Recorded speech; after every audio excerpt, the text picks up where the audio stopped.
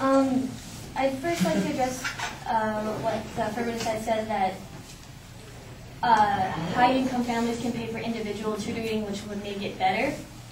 But there's no inconclusive study. There's no inconclusive saying that prep will actually help a student. I mean, someone can pay $2,000 for a prep compared to someone who doesn't pay for it and can get just about the same score.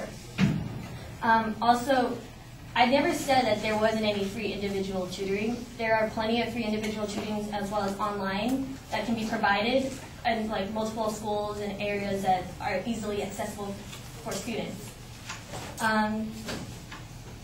The SATs also, help bigger universities sort out applicants.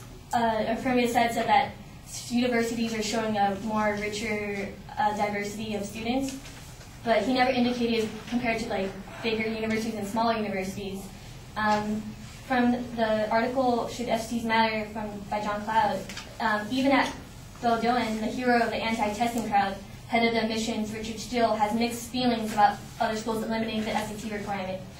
He states that, "I'm not one who would recommend this for everyone," he says, noting that Bowdoin is now highly encouraging one growing group of hard to evaluate applicants, homeschoolers to submit their SATs. "It works for us because we're only dealing with about 5,000 applicants versus 20,000 at the big schools." So there's this huge gap between how many applicants are applying to each college, and it would be more feasible for smaller colleges to eliminate the SAT and focus on individual applicants because they have time to. But bigger universities such as UCLA don't have time to, so SATs help add that edge to their applicants, because they're not only looking at, they're also looking at other stuff, so the SATs help standardize that.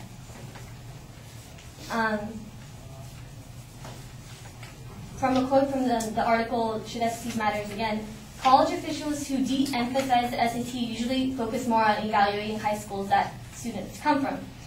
He states that if we don't have SATs any longer, we'll have to weigh more heavily on what's left: the students' GPA, their curriculum of college prep courses, and other things, says Ray Lee-Siporin, admissions director of UCLA, which receives more applicants each year, about 40,000 people, than any other U.S. colleges. But those measures can amplify the inequalities among high schools even more than the SAT. As Duke University admissions director Christoph Tag notes, the students in school districts with more resources would be more equipped. So basically, like I said before, bigger universities need something to sort out, weed through all these applicants, because it's just there's so many applying to them, and SATs make it fair for all these applicants to come in, to be sorted through.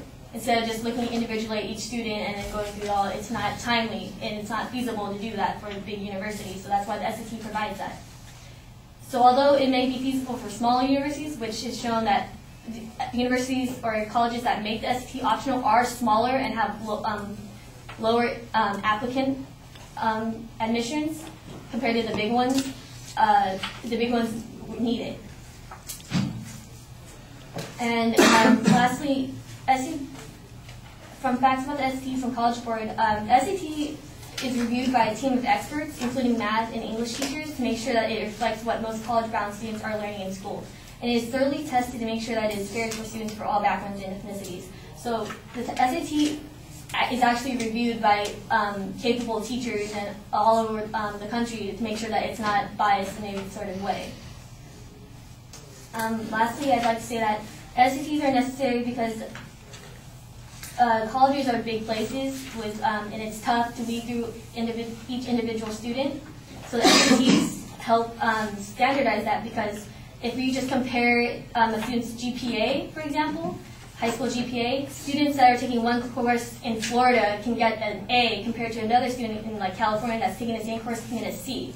So high school grades aren't standardized. So it kind of diminishes that student itself.